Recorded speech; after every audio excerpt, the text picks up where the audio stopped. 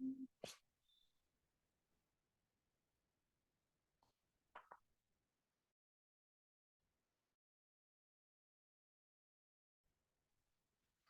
Students.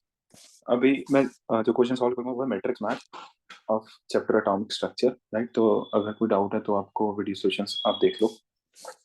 तो पहला matrix math जो है वो क्या बता रहा है, लाइमन बार्मर पार्शियन ब्रैकेट इनके बारे में है। ठीक है, तो अपन पहले लाइमन सीरीज की बातें करते हैं, राइट। और इसमें अगर आप ये ऑप्शन देखोगे तो विजिबल, इंफ्रारेड और यूवी आते हैं। जो अपन क्या पढ़ते हैं भी भाई, जो n इज इक्वल टू 1 है, मतलब जो लाइमन सीरीज है, ठीक है, लाइमन सीरीज में अपने पास जो रहता है सिस्टम, वो रहता है अल्ट्रा वायलेट का। और एन इज इक्वल टू 2, जहां पर बाउमर सीरीज अपन कहते हैं, ये रहता है विजिबल रीजन।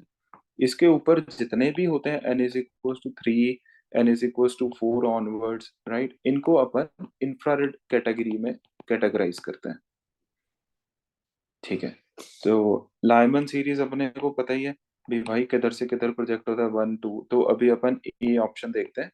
ए ऑप्शन में तो फिर लाइमन सीरीज पहले तो किस में आएगा, अल्ट्रा वायलेट में आएगा, तो पी क्यू आर में आर आ जाना है आंसर। एस और टी में कोई एन इज इक्वल टू 1 देख के, हाँ 1 पर जा रहे हैं तो आर एंड टी आ जाना, तो एक का आंसर आर एंड टी आ जाएगा। अब आ जाओ बी पर। बी क्या है, बाउमर सीरीज। पहले तो पी क्यू आर में बाउमर सीरीज में आंसर क्या आ जाना, पी आ जाना है। फिर एस और टी में आप देखो एन इज इक्वल टू 2 दिख रहा है कहीं ना, एन दिख ही नहीं रहा, तो इसका मतलब आंसर इसका सिर्फ पी होएगा। सी पार्ट पे आ जाते हैं। पास्चन, पास्चन अपने को पता है, पहले लाइमन फिर बामर फिर पास्चन आता है, तो पास्चन में पी क्यू आर में इंफ्रारेड आ जाना है क्यू। और पास्चन अपना होता है थर्ड सीरीज। तो एन इज इक्वल टू 3 अपने को कहाँ दिख गया, एस पे दिख गया, तो क्यू एंड एस आ जाना है इसका आंसर। फिर इसके बाद आ जाना है bracket.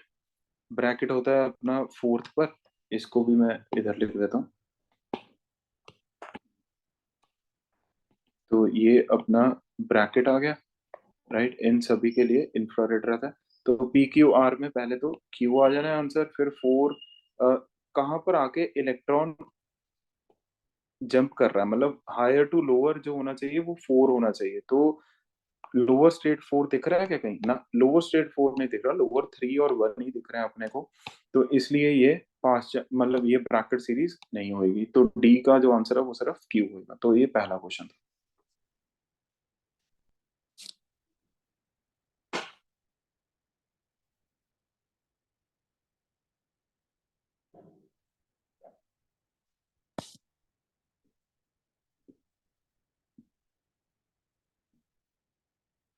Question number 2। 2p 3d और बाइटल ये दिया है, number of spherical node, nodal plane, right.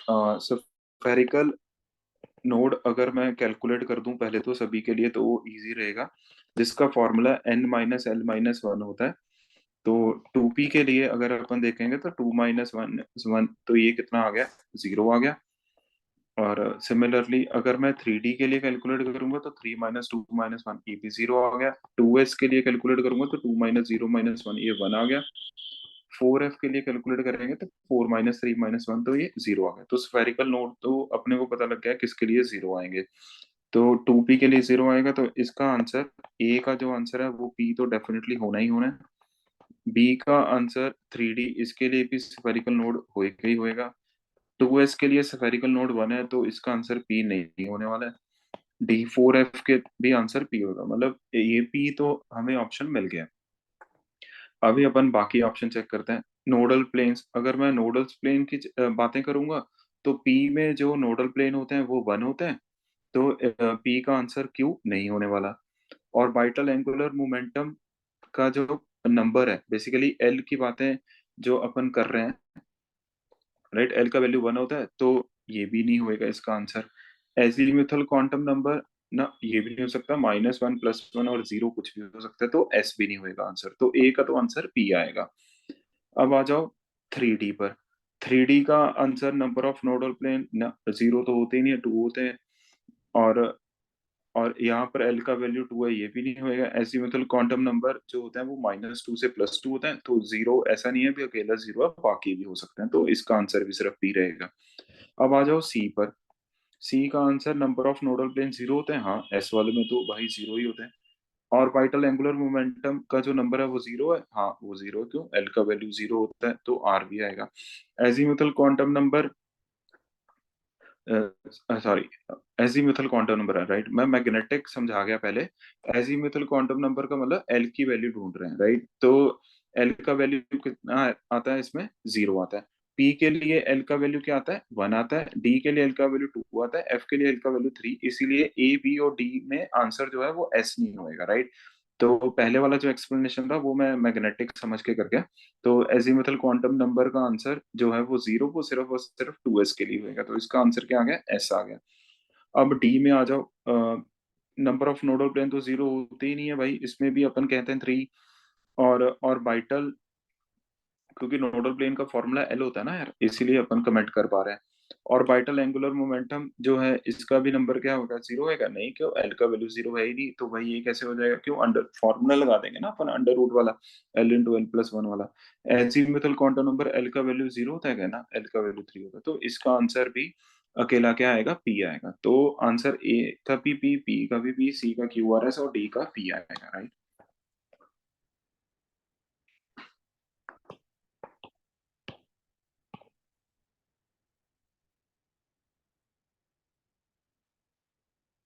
यहाँ पे लिख भी देते हैं अपन नोडल प्लेन्स के लिए।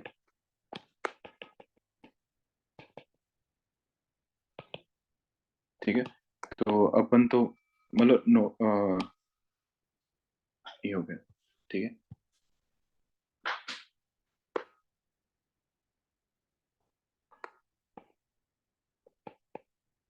Nodal planes,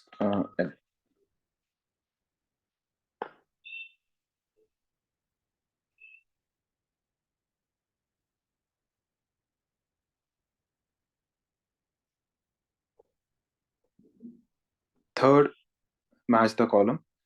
radius, energy, velocity, इनके बारे में बताया। पहले अपन रेडियस के बारे में कमेंट करते हैं। रेडियस का फॉर्मूला जो होता है वो 0.529 into n square by Z angstrom होता है, तो अपन पहले इसकी चर्चा करते हैं। It is inversely proportional to Z, हाँ ये तो सही है, तो पी आंसर तो आएगा ही आएगा। अगला अपन देखते हैं integral multiple of h by two by, इसको भी थोड़ा साइड कर देते हैं। प्रोपोर्शनल टू एन स्क्वायर, हाँ ये आर भी आएगा ही आएगा, ठीक है, ये हो गया। फिर इसके बाद क्या आ गया अपना, next is inversely proportional to n, ना ना ना ये भी नहीं होएगा। प्रोपोर्शनल टू जेड स्क्वायर, ना प्रोपोर्शनल टू जेड स्क्वायर भी नहीं है, राइट। अब ये इंटीग्रल मल्टीपल ऑफ, अपन क्या बोलेंगे भाई, क्या ये एच बाय टू पाई का है कि नहीं है, नहीं, ये कैसे हो जाएगा, अपन ये पढ़ते ही हैं। वो तो एम वी आर होता है जो integral multiple of h by two pi होता है, अकेला रेडियस थोड़ा इसका इंटीग्रल मल्टीपल होता है।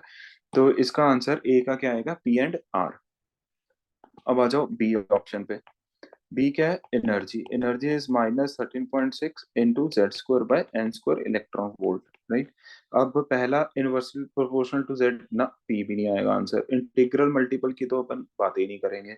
प्रोपोर्शनल टू एन स्क्वायर ना, इनवर्सली प्रोपोर्शनल है। इनवर्सली प्रोपोर्शनल टू एन नहीं, स्क्वायर आना चाहिए था। प्रोपोर्शनल टू जेड स्क्वायर, हाँ, तो इसका आंसर सिर्फ क्या आएगा, टी आएगा। Velocity of the electron in the nth orbit, ठीक है, तो अभी वेलोसिटी की बातें करनी है, तो velocity is 2.188 into 10⁻⁶ into Z by n metre पर सेकेंड हो गया। तो ये अपन देख लेते हैं, इनवर्सली प्रोपोर्शनल टू जेड ना, ए पी भी नहीं आएगा इसका आंसर, राइट। इंटीग्रल मल्टीपल तो एम बी आर होता है, इसका एच बाय टू पाएगा।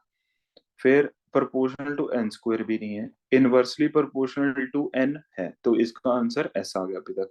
प्रोपोर्शनल टू जेड स्क्वायर भी नहीं है, तो इसका आंसर सिर्फ क्या आएगा, एस आएगा।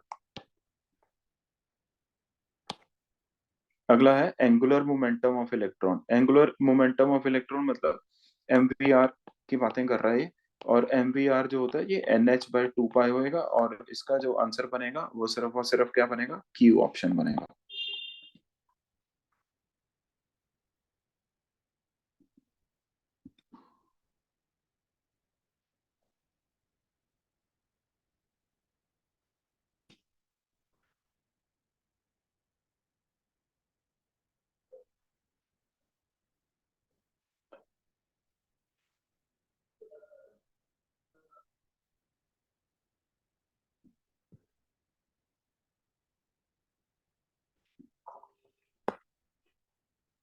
Next is match the entry, ये तो 2008 का क्वेश्चन है, right. Orbital angular momentum of the electron, orbital angular momentum का फॉर्मूला अपने को पता है, under root of l into l plus one h by two pi होता है, which depends upon two values l and m. तो इसीलिए जो ए ऑप्शन है उसका आंसर आएगा Q as well as are. ठीक है, अब आ जाओ बी पार्ट पे। बी पार्ट किसकी बातें कर रहा है?